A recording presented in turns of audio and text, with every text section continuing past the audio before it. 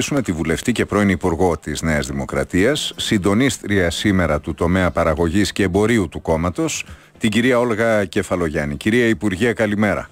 Καλή σας μέρα, καλημέρα σε όσους μας ακούν. Θα ξεκινήσω ζητώντας την τοποθέτησή σας, στο σχόλιο σας για το σχέδιο προϋπολογισμού που κατατέθηκε στη Βουλή και αν και κατά πόσον θεωρείται εφικτό να πιαστούν οι στόχοι, ιδίως ο στόχος της ανάπτυξης του 2,7%. Το Διεθνές Νομισματικό Ταμείο μάλιστα μιλά για 2,8% σε στοιχεία που έδωσε χθες.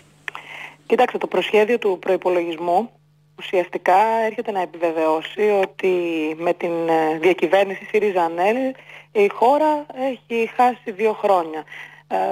Και μάλιστα μετά από πολύ μεγάλη προσπάθεια και θυσίες που έχουν γίνει από όλους τους Έλληνες πολίτες, αντί να βελτιωνόμαστε, βλέπουμε ότι η οικονομία ουσιαστικά όλο και χειροτερεύει. Το παρακολουθώ και από την πλευρά της συντονίστριας παραγωγής και εμπορίου, όπως είπατε, διότι αυτό που μας ενδιαφέρει να δούμε τι γίνεται στην πραγματική οικονομία, και αυτό που βλέπουμε είναι ότι υποχωρούν και οι εξαγωγές, ακόμα και οι εξαγωγές που μέχρι τουλάχιστον πέρυσι κάπως κρατιόντουσαν σε κάποια καλά επίπεδα. Η κατανάλωση έχει υποχωρήσει, έχει καταρρεύσει το οικονομικό κλίμα, υπάρχουν πολύ περισσότερα λουκέτα στην αγορά, οι ληξιπρόθεσμες οφειλές των ιδιωτών αλλά και του δημοσίου έχουν διωγγωθεί, και αυτό όλο σίγουρα δεν δημιουργεί καθόλου τις συνθήκες εκείνες που μπορούσαν να μας οδηγήσουν σε αισιοδοξία σε σχέση με την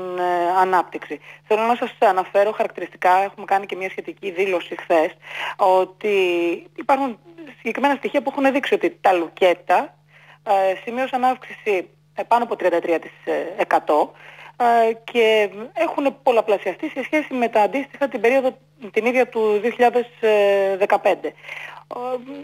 Όλα τα στοιχεία και όλοι οι δείκτες μας δείχνουν ότι η πραγματική οικονομία καταρρέει. Θα σας πω ότι ακόμα και ο τουρισμός, ο τομέας εκείνος στον οποίο έχω υπηρετήσει εγώ από κυβερνητική θέση την περίοδο 2012 και με μεγάλη επιτυχία 2015, ακόμα και εκεί θα δείτε ότι τα έσοδα θα υποχωρήσουν σε σχέση με τα αναμενόμενα, και κυρίως ότι πάμε πάλι σε ένα τουρισμό πάρα πολύ χαμηλού επίπεδου. Δηλαδή θα μετράμε πάλι αφίξεις, κεφάλια που λέμε έτσι, με το κοινός λεγόμενο, και όχι την αντίστοιχη αύξηση των εσόδων. Επομένως αναρωτιέται κανείς από πού μπορεί να περιμένει η κυβέρνηση την ανάπτυξη, από πού μπορεί να περιμένει ότι θα υπάρχει απορρόφηση των διαθέσιμων κονδυλίων, ακόμα και από το ΕΣΠΑ έχετε δει ότι είμαστε σε ένα εξαιρετικά χαμηλό επίπεδο απορρόφησης, από το περιβόητο πακέτο Juncker που θα μπορούσε να πει κανείς ότι η χώρα θα μπορούσε να έχει μια ενίσχυση. Βλέπουμε ότι δεν υπάρχει, εκτός από ένα ιδιωτικό έργο, δεν υπάρχει τίποτα άλλο που να έχει προχωρήσει. Αναρωτιέται λοιπόν κανείς πώς μέσα σε ένα τέτοιο κλίμα και στην αγορά αλλά και σε επίπεδο εικόνας χώρας στο εξωτερικό, που σίγουρα δεν δημιουργεί το ευνοϊκό κλίμα για την προσέλκυση επενδύσεων, πώς θα επιτευχθεί αυτή η περιβόητη Κυρία ανάπτυξη. Κεφαλογιάννη, ο κύριος Φάμελος πριν από λίγο, ο κοινοβουλευτικός εκπρόσωπος του ΣΥΡΙΖΑ, κατηγόρησε την αντιπολίτευση ότι δεν αναγνωρίζει ούτε τους πραγματικούς αριθμούς, ότι δεν αναγνωρίζει για παράδειγμα ούτε το γεγονός ότι τα έσοδα πάνε καλά, και ότι ασκεί μια υπερβολική κριτική, μια καταστροφική κριτική σε μια στιγμή που η οικονομία θα μπορούσε να γυρίσει σελίδα. Τι λέτε? Κοιτάξτε να δείτε, όλα αυτά για τα οποία προσπαθούν να μας πείσουν οι κυβερνώντες ουσιαστικά δείχνουν ότι έχουν έρθει σε μια τυφλή μετοπική σύγκρουση με την πραγματικότητα. Διότι αυτά που λέει ο κύριος Φάμελος, αυτά που λένε οι υπουργοί της κυβέρνησης σε σχέση με την κατάσταση της οικονομίας, έρχονται ουσιαστικά σε σύγκρουση με αυτό που ζουν στην καθημερινότητά τους οι πολίτες που φορολογούνται ήδη υπερβολικά, και που με το νέο προσχέδιο του προϋπολογισμού φαίνεται ότι υποχρεωτικά θα φορολογηθούν επιπλέον. Έρχονται σε σύγκρουση με όλους τους ανθρώπους που κινούνται στην αγορά και δεν μπορούν να έχουν καμία ελπίδα και προοπτική, και έρχονται σε σύγκρουση, σας λέω, τελικά με την ίδια την πραγματικότητα. Δεν υπάρχει καμία ισορροπία μεταξύ των δηλώσεων των κυβερνώντων και αυτό που ζούμε όλοι στην πραγματικότητα. Εμείς, να σας πω ότι δεν θα είχαμε κανένα λόγο να μην επιχαίρουμε αν η οικονομία πήγαινε καλά. Αυτό είναι καλό για τη χώρα. Εμείς, ο λόγος που έχετε δει ότι λέμε ότι όσο μένει αυτή η κυβέρνηση τόσο πιο καταστροφικό είναι για τη χώρα, είναι ακριβώς διότι βλέπουμε ότι διολυσταίνει μέρα με τη μέρα η κατάσταση και στην οικονομία αλλά και στους θεσμούς. Χθες, με αφορμή τα 42 χρόνια που κλείνει η Νέα Δημοκρατία, ο κύριος Μητσοτάκης μίλησε για το θέμα της συνένεσης και ήταν κάθετος, κατηγορηματικός, ότι δεν μπορεί να υπάρξει συνεννόηση και συνένεση με τους κυβερνώντες σήμερα. Αντίθετα, ο κύριος Μεϊμαράκης λίγο αργότερα σε μια δήλωσή του μίλησε υπέρ της εθνικής συνεννόησης. Είπε ότι οι στιγμές είναι κρίσιμες και οφείλουμε στα κρίσιμα και μεγάλα θέματα να συνεννοηθούμε. Τι λέτε, ποια από τις δύο απόψεις ακούγεται καλύτερα στα αυτιά σας?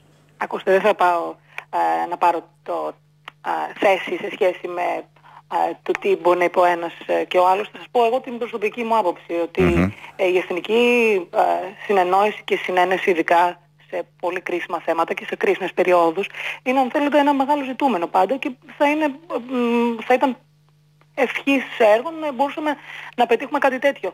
Θα σας πω όμως ότι επειδή από την πλευρά της κυβέρνησης βλέπετε σε όλα τα θέματα, ακόμα και για το θέμα της συνταγματικής αναθεώρησης, δεν υπάρχει καμία πρόθεση να λειτουργήσουν με βάση τις αρχές του διαλόγου, της συνεννόησης με την άλλη πλευρά και της συνεργασίας, ίσα ίσα που δημιουργούν πάντα πολύ μεγάλη πόλωση και διχασμό. Νομίζω ότι αυτό το έχουμε δει, ότι όλους αυτούς τους μήνες που κυβερνούν, αυτό που έχουν επιδιώξει σε όλα τα θέματα που έχουν ανοίξει είναι να υπάρχει διχασμός. Το βλέπουμε ακόμα και στο θέμα αυτό που άνοιξαν τώρα με την Εκκλησία της Ελλάδος.